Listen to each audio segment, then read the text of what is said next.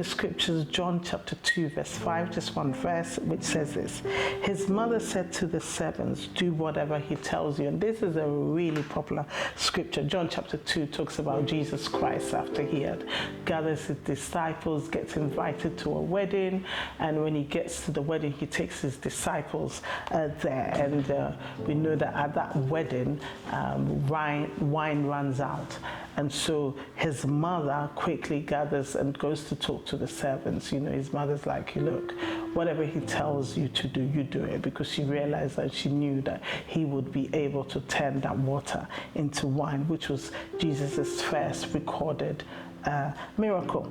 Now, that's the background to it. In verse 5 then, his mother said to the servants, do whatever he tells you. Now, I do believe that the servants at that time had never had an encounter like that with God. They had never experienced such a miracle. And the water that was turned into wine, I understand, was water that was not even necessarily, they used it to wash the feet of the guests, etc., etc. And such water was water that was disregarded, and nothing good could come out of it, as it were. And so Mary was preparing them, because what he's going to tell you is not necessarily what you are used to. Now, if we bring it back to our own lives, the thing about God is that God's ways are not our ways, and he does tell us that his ways are not our ways, and his thoughts are not our thoughts. And when we're dealing with God, I think it's very important that we put that at the forefront. As a result of that, when God asks us to do something, sometimes we are limited in the sense that we look at it, or we listen to it, we see it, and we say, that cannot be God, because it doesn't make any sense. I want to encourage you. Whatever it is that God tells you to do, you just do it. It doesn't matter if it makes sense to you.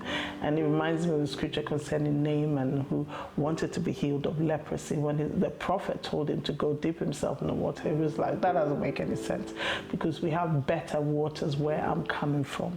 But ultimately, as he did it, he received his healing. So what do I want to leave with you today? Whatever God tells you to do, I want to encourage you and myself that let's just do it, whether it makes sense or not. In fact, I want to say that because our thoughts and God's thoughts are different, it shouldn't even make any sense. Just obey. And I pray for you today. My prayer for you today is that you would walk in obedience where God is concerned.